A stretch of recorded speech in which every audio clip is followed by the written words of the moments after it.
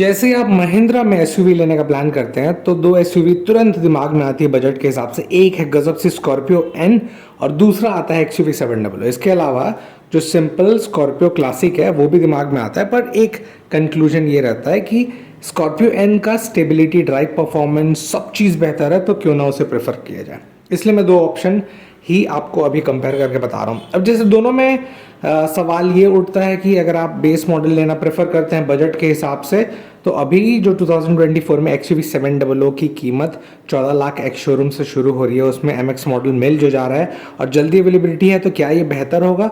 तो 5 सीटर में सोचते आप रहते हैं कि दिमाग में फिर आता है कि यार स्कॉर्पियो एन का पेट्रोल तो 14 लाख से सस्ता है और उतनी कीमत के एक शोरूम प्राइस पे प्रॉपर ऑन रोड के साथ आपको डीजल वेरिएंट में मिल जाएगा जो 7 सीटर में। तो फिलहाल दो कंक्लूजन मैं बताता हूँ। सामने सीट में तो कंफर्ट है, स्टेबिलिटी है, दोनों में परफॉर्मेंस काफ़ी अच्छा है। दूसरी बात, अगर आप बीच के रो की बात करेंगे तो स्कॉर्पियो एन में मुझे हेड स्पेस काफ़ी कम लगा। 5 फुट 10 इंच के हिसाब से मैं अपना एक पर्सपेक्टिव बता रहा हूँ। इसके अलावा एक्सयूवी 700 का थोड़ा सा ब्रॉडनेस, बैठने में कंफर्टेबल 3 लोगों के लिए सफिशिएंट हो जाता है। पर एक चीज़ें खटकती है कि अगर आप बेस मॉडल एमएक्स की तरफ सोच रहे हैं तो वहीं पर स्कॉर्पियो एन आपको 7 सीटर प्रोवाइड कराया जाता है। तो अगर आप एक क्विक ऑन फैमिली है, एग्जाम्पल के तौर पे आप हस्बैंड वाइफ हैं और आपके पेरेंट्स हैं और साथ ही साथ छोटे मोटे बच्चे अभी हैं, ज़्यादा वो 5-10 साल से ऊपर नहीं है, तो एक कंक्लूजन ये है कि आप स्कॉर्पियो एन इन्वेस्टमेंट के तौर पे बेहतर तौर पे ले सकते हैं, क्योंकि पेरेंट्स बीच में बैठ जाएंगे, आप सामने रहेंगे और बच्चों को आप इत्मीनान से लास्ट रो में बैठा सकते हैं। वहीं पर अगर आप एक्सयूवी 700 का बेस मॉडल लेते हैं तो ये चीज़ें मिसिंग हो जाती है। ये चीज़ ध्यान रखिएगा, क्योंकि उसमें 7 सीटर ऑप्शन अवेलेबल नहीं है बेस मॉडल पे। तो अगर बजट ऑन रोड प्राइस 15.5 से 16 लाख के बीच में है तो ये एक अच्छा ऑप्शन साबित हो सकता है कि आप on an average Scorpio N ले सकते हैं। अब हाइटेड लोगों के हिसाब से तो मैं बता दूं कि थोड़ा सा मुझे मिडिल करो स्कॉर्पियो एन के लिए थोड़ा सा खटत जैसा लगा। बट इसके अलावा ओवरऑल कंक्लूजन को अगर आप समझना चाहते हैं तो स्कॉर्पियो एन का परफॉर्मेंस भाई ऑफ रोड में दिल खुश कर देगा। वहीं पर एक्सयूवी 700 में कुछ चीज़ें थोड़ी सी परेशानी के तौर पे आएंगी। ये हो गया था एक परफॉर्मेंस के बाद। अब अगर लुक्स के बारे में बात करूं तो लुक्स वहीं पर थोड़ा सा एक्सयूवी 700 का ज़्यादा बेहतर लगता है, वो फ्यूचरिस्टिक लगता है।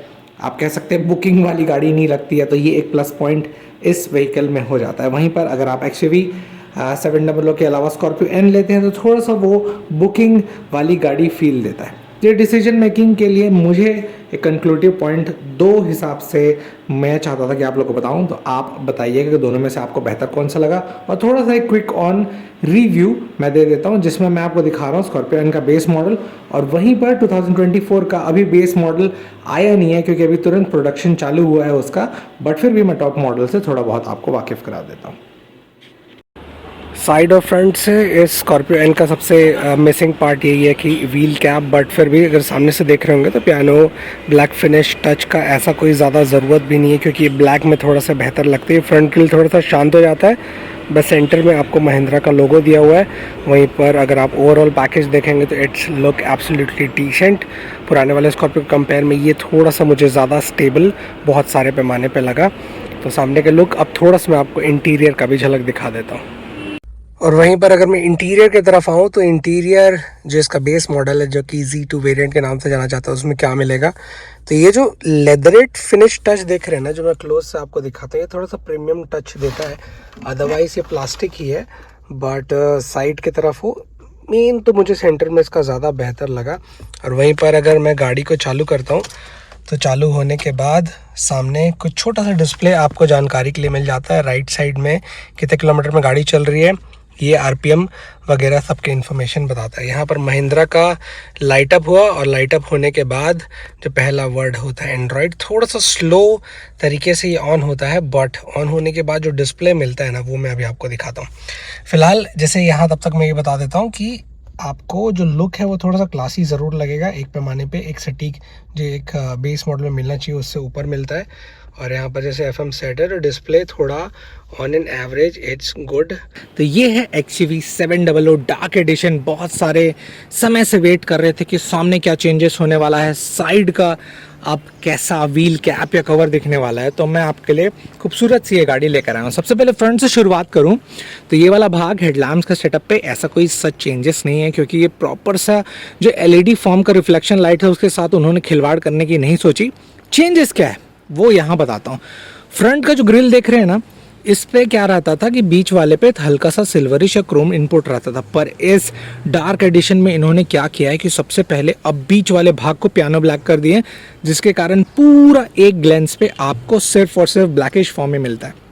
सेंटर में न्यू महिंद्रा का लोगो मोनो, नीचे बम्पर ऐसा दिख रहा हुआ है। अब इन सब पे भी डिफरेंस क्या है, जैसे भाग आप देख रहे होंगे तो सामने पूरी तरीके से ब्लैक फॉर्म है, नीचे थोड़ा सा सिल्वरिश इनपुट है। तो सामने के अगर पूरे भाग को आप टैली करें तो सिर्फ और सिर्फ एक चीज़ है, and this is only silverish touch, बाकी पूरा का पूरा फॉर्म आपको ब्लैक में मिल जाता है, and that is a plus point. कीमत इतनी ज़्यादा बेहतर रखी है कि कीमत के कारण और भी लोग इम्प्रेस हो जाएंगे, क्योंकि 3099 से अगर ऐसी गाड़ी शुरुआत होती है तो वो ऑफकोर्स दिल को सुकून देता है। पर हाँ, कीमत के बारे में बात करूँ 3099 में अभी मैंने जो भी आपको फीचर्स दिखाया वैसा कुछ टच नहीं मिलेगा ऑफकोर्स, पर क्या क्या चीज़ कमी होगा ना, जैसे ही बेस मॉडल आता है मैं तुरंत आपको उसका इन्फॉर्मेशन बताता हूँ।